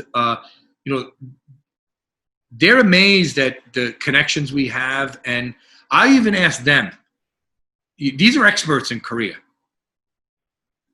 Name a Korean person whose name has got global recognition. And almost all of them would say Ban Ki-moon. Ban Ki-moon was the Secretary General of the United Nations. He's no longer, but he was. And his name was known all around the world. And then, of course, you have the current leader of North Korea. When they do nuclear tests and rocket launches, it gets a lot of attention in the media. And so a lot of people know his name. But what Korean name is known all around the world and is associated with promoting the image of Korea? Certainly not rocket launches and the United Nations, because the United Nations, you're neutral, right? You're neutral. You're not advocating Korea. You're advocating bringing all these countries together. So he's a Korean, and people know his Korean name, but he's doing nothing about promoting Korean culture or anything. And the answer always is General Chae Hyung-hee. Mm-hmm. Nobody did what he did. Nobody did what he did. He said he was so humiliated, and he suffered great feelings of degradation when he was made a man without a country and forced to take a Japanese name. And he swore that Korea's history and culture can never be eradicated again. And he did that through naming the patterns after all these great Korean patriotic figures. So we all know who's Dangun, the legendary holy founder of Korea in the year 2333 BC. How do I know that? General Che, Taekwondo, Dangun-Do. Yeah, absolutely. As a matter of fact, when I lectured to South Korean universities, I asked everybody, and now South Korea is one of the most wired countries in the world. They were on 5G when we were just trying to get onto 4G over here.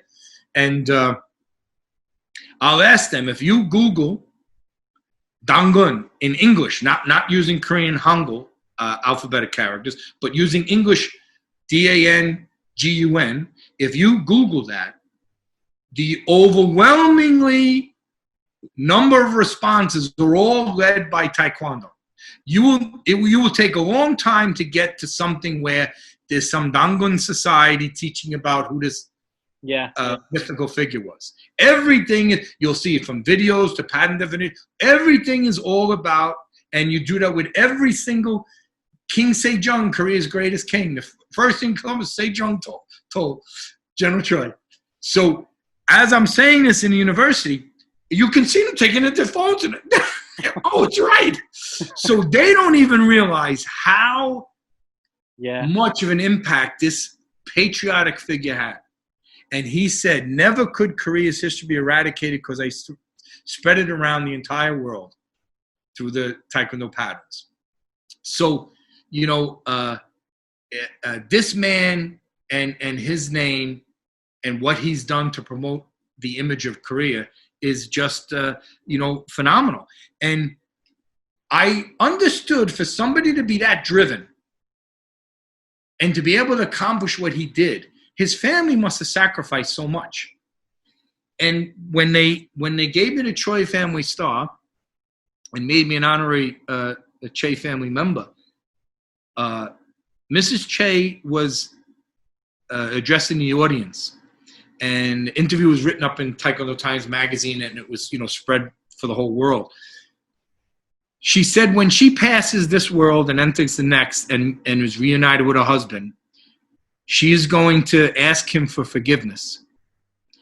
And I'm saying, forgiveness? I mean, you know, he should be asking for forgiveness because, you know, he was so busy with the world. I'm sure they got neglected. And she goes, I'm going to ask for him to forgive me because she never realized the impact her husband's life had on so many millions of people around the entire world. She didn't realize that until she started traveling after he passed away to ITF World Championships events like this. And she said, I have to apologize to him because I didn't help support him enough.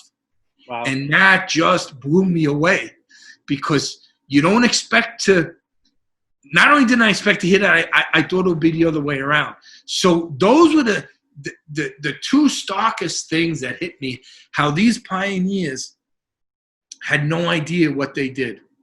They had no idea. And that's why I'm so fervently insistent that they get credited. You know, because it wasn't just General Choi who was blacklisted. If you were on his team, you're ignored. You were ignored. The first people that left Taekwondo to teach was Nam Tae-hee as a major and 3 captains when it was sent to Vietnam, officially deployed to teach the Vietnamese military. And then 700 and something were dispatched over the term of the war. And at that same time, actually 1 month before, General Choi was dispatched to Malaysia as ambassador. That's the first time a Taekwondo instructor ever left Korea. And what did he do? He introduced Korea to Malaysia. And then he calls for Kim Bak-man and Woo Jae-lim, a master sergeant and lieutenant retired, to come help him. And by then, it grew so much, they asked for 2 more to come. So Choi Chang-kyun, who we call C.K. Choi, and Ricky Ha were dispatched. And they were the first 2 people that had in their Korean passport job title as Taekwondo instructor. So, you know, they really had no idea. And then I think when they went to the places they did, I don't think they realized how popular it would be and how it would bring them all over the world. And it just started there in Korea and then around Southeast Asia, and now it's global. So that's the thing. And then I think the other thing in the research, you know, we were poisoned We were poisoned. People in the ITF were poisoned, thinking WTF's our enemy, and WTF's not our enemy. WTF was General Choi's enemy because of many reasons, mostly because politics. General Choi opposed the military dictators. When you oppose military dictatorships, you suffer. And one of the ways he suffered was their strangling of him and his hold on Taekwondo. He also battled the WTF because he wanted ITF in the Olympics. And none of that is our battle today. So I grew up, even though we were WTF members at a time when my teacher was forced to leave the ITF, we competed in the WTF Junior Olympics in the United States. It was one of the most fascinating experiences. It's like a mini Olympics. You know, the whole city of Jacksonville, Florida was embraced in this whole thing. Our students are swimming in the pool, trying to talk with the synchronized swimming girls that were practicing. We're trying to talk with their coaches. And, you know, I mean, it was just like being in the Olympic Village, but on, you know, this little junior scale. So, you know, we went down the WTF path as well, but we were poisoned into thinking, oh, that they're the enemy. So in 2010, no, not, it was before 2010, might have been 2009, but we interviewed the WTF president, Dr. Cho Chun-Wan, and on camera, he said that we have to honor the original Taekwondo pioneers, the ITF pioneers, because without them, Taekwondo would not be in the Olympics. So that was amazing to hear the WTF president acknowledge that. And what people don't understand, and this is one of the things I've been pushing lately because people don't understand this. How does Taekwondo get in the Olympics? You get in the Olympics by having a globally recognized practice sport. So Taekwondo was practiced around the entire world, spread there by General Che and the ITF. The WTF came much later, and Kukiwon came later, and the South Korean government supporting Kukiwon masters to go around the world to teach came much later, when we already had this base around the world. And what people don't realize, they realize it when they think about it, because this is it's common knowledge. South Korea had no diplomatic relations with any communist or socialist country, none whatsoever. The first one was Budapest, Hungary. The first one was Hungary, and it happened in 1988 when Hungary was at the Seoul Olympics. Meanwhile, a couple of months earlier, in March and April, we held our 6th ITF World Championships in Budapest, Hungary. We held an ITF World Championship in a communist country.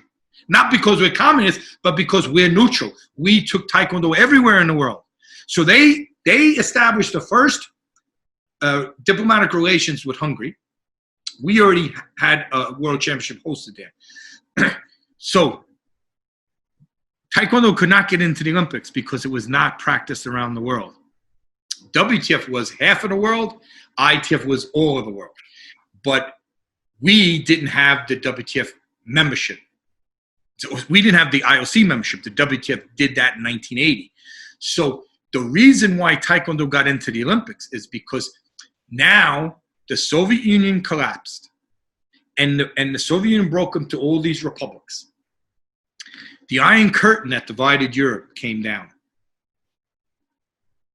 And the WTF went like mad to co-op, to coax, even bribe our ITF people to Olympic Taekwondo.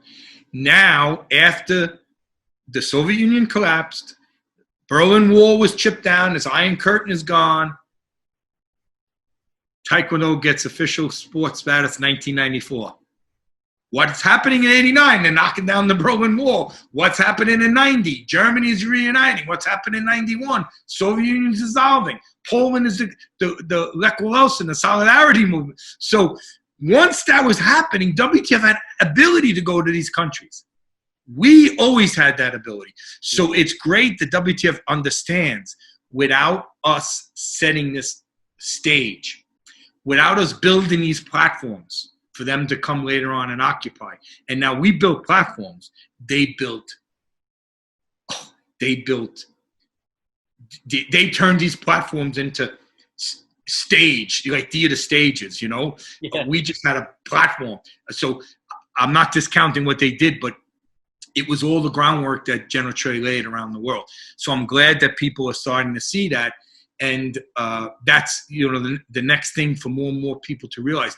Taekwondo became an Olympic sport because what ITF and WTF did together, even though they weren't together, but what they did on their own. And that's why I say moving forward, what we can do collectively is just only limited by our imaginations. So those are the things that really shocked me. Mrs. Che's revelation, the pioneers not realizing it, and the WTF president saying, without the ITF pioneers. So those are the things, you know, you don't expect to get, and you just like, wow.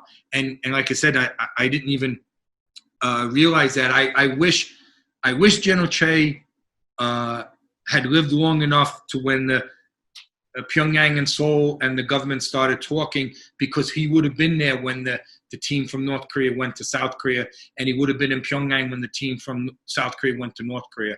And he died just 3 months and 5 months before that happened, because one was in September, one was in November, and he passed in June. So he came so close to seeing his dream realized. And I'm very honored to assist Grandmaster Jung Woo Jin in making that come to fruition. But so those are some of the things that surprised me when I came along with the research. But technique-wise, what surprised me was the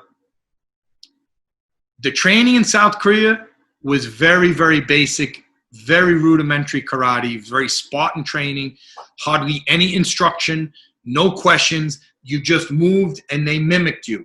And I was like saying, how can that be? But then I realized that's the way it was in my school. My teacher would bark out a couple of commands and grunt. He wouldn't even count. He would just grunt, and we would move forward, and we'd mimic him. And I told you about how we would made the turn to 45 degrees. Yeah.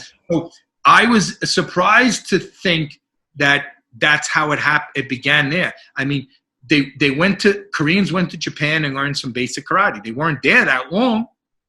You know, we don't even know if General Choi got a black belt, never mind second degree. But what they did when they came back was miraculous. But those original Korean karate kwans were just very rudimentary, elementary level stuff. It was the General Choi's innovation and the second generation leaders on the Kukiwan side that really brought us to where we were today. So that was mind-opening as far as technique-wise. Yeah. Yeah, it's amazing. I think people will learn so much from that sort of things, and it's just great to hear these kind of stories that are relevant to so many different parts of your Taekwondo history and experience and things like that.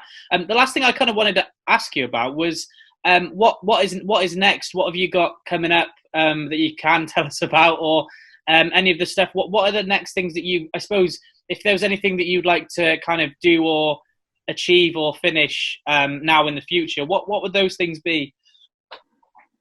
Well, with this pandemic, travel is, it's difficult. Absolutely. So I'm just interested, first of all, to travel again and to reconnect with so many of my Taekwondo friends from around the world. We had several events this year all be canceled. Yeah. We're hoping that next year is going to be better. I really enjoyed doing the history lectures over Zoom. And one of the things I wish I could do is work with somebody that would like to put together a video where, I could provide archival images and whatnot that can be, I don't mind talking. You ask me a question, I can talk off the top of my mind about just about anything, but I'm ugly, I have no hair, I'm an old man, I'm boring, but it would be great instead of seeing my mug up there, and it doesn't even have to be my voice, but to have up on the screen, some images in the background. So if I'm, that's why, I grabbed this, I thought this was so cool with the two signatures on it, right? So, I was thinking I could talk about it, but let me just grab it off the wall. So, that would be wonderful to do where you can start off with the Koreans that studied karate in Japan and learned from karate from the Japanese textbooks, and how it moved from one path to another. And in the telling of the story, just insert these images in the background. And when I did the history Zoom lectures, that's why I used the slideshow to put certain things up there. But that's very crude, and that's just me. I have no talent, computer skills, and any of these things. And but I know there's a lot of people out there that could put things in it. They could put music in the background. I mean, there's just so many things they can do, and that would be a wonderful way, because I think, I'm a reader. I didn't go at my desk today because my desk is cluttered with all kinds of books and whatnot. So, I thought about writing a book and whatnot, but I do think today that learning is really done through video, and especially over the internet. Yeah. And if we can get somebody, that has the skills to do that, they just tell me what they want, and and I can provide it. And I think that would be a great service. And we could do like 1940s and before. Then we can do the 50s and the 60s and how the divide happened, and and break it into, if the thing is 2 hours long, you can break it into a whole bunch of segments of maybe, I don't know, 15 minutes to, whatever, however the video people think, because I know there's time constraints and attention span. But I thought about that. I'd love to do something like that. And I'd love to see Grandmaster J.C. Kim Jung-chan was really very, very sincere and working so hard to bring all three ITFs together. And I know there have been some efforts to do that that have been moved along the path and then stumbled.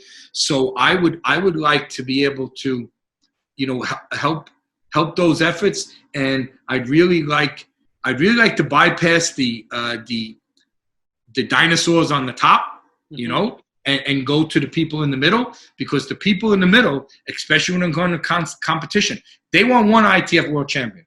Yeah, yeah.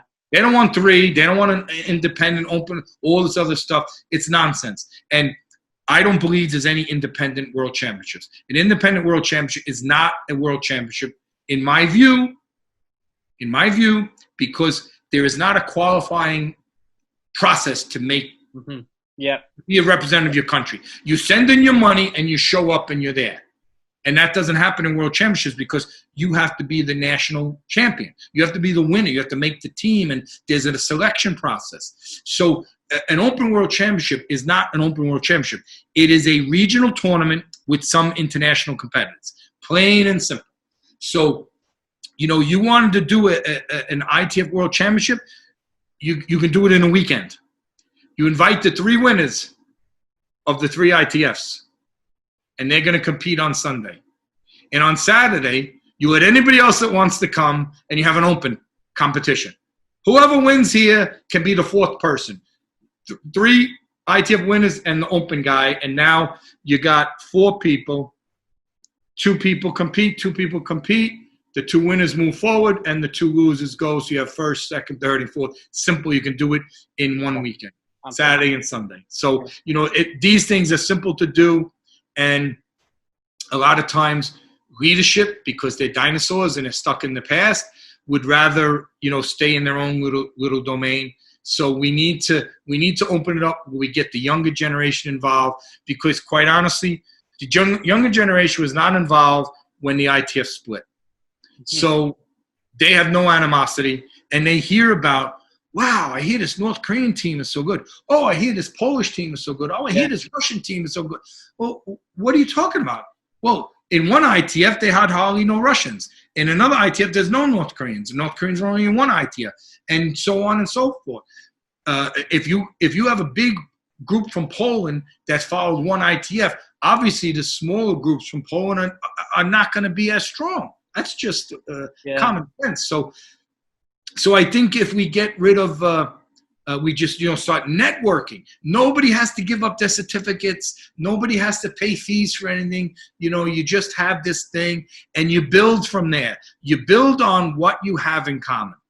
And I would love to see that happen, because if it doesn't happen, what's going to happen if you project forward, and I don't have a crystal ball, but it's really simple.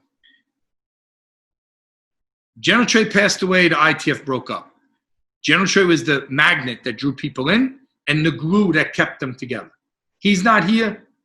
He's not coming back. There's no second coming of General Trey. There's no General Trey Jr. There's no General Trey III. It's gone. So if you want to keep ITF people together, you need a magnet and you need glue.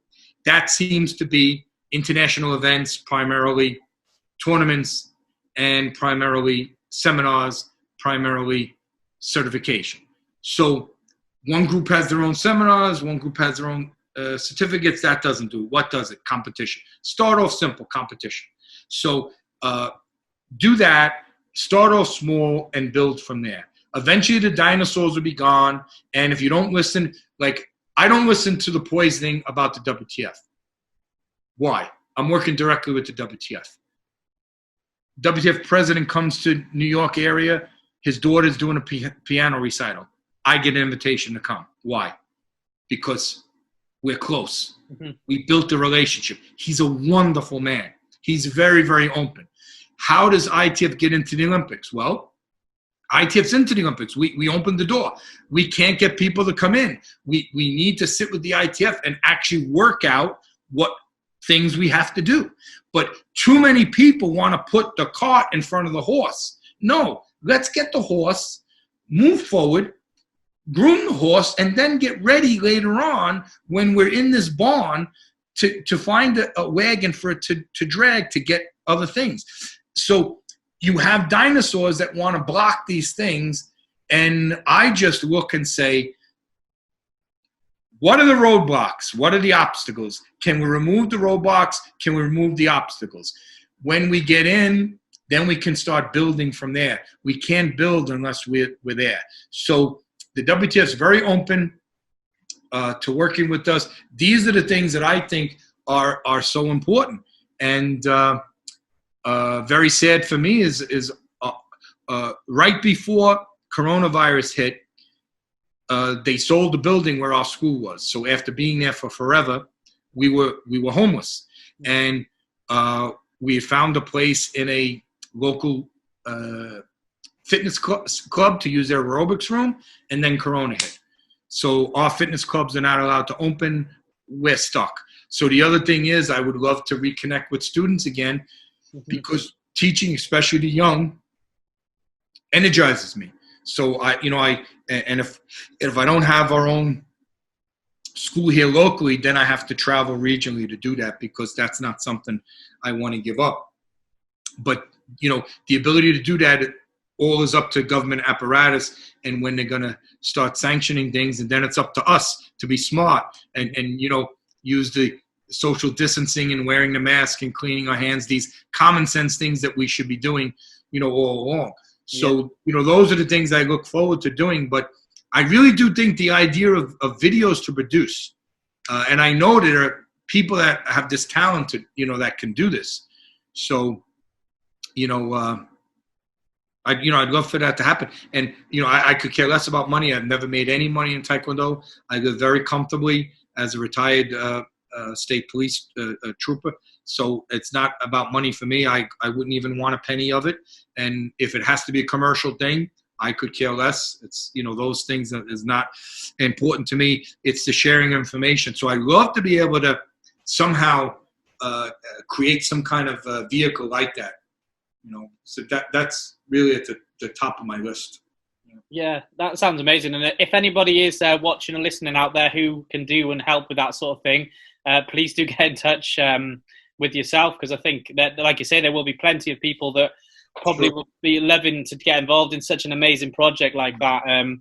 I'd love to, but I'm rubbish at technical stuff. I don't know anything else myself, but I'd love to watch it, and I'd learn so much from it. I think it'd be great. it's been absolutely incredible talking to you today, sir. It's been an absolute honor, and I really want to thank you for giving up so much of your time to it's not a problem. Educate us and also share some great personal things with us about yourself and your experiences. I think that's the greatest thing about these sort of videos. We not only get to learn about the art that we all share and love, but we also get to learn about the people that have been instrumental in keeping it going and providing so much for it and doing so much with it. So thank you so much. It's been an honor.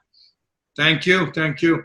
I really, really do enjoy the opportunity. So much was shared to me. So I would be remiss if I didn't share, if I didn't pay it forward. So if the viewers find some value in it, that will make me happy.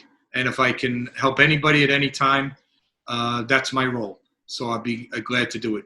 So thank you for reaching out to me.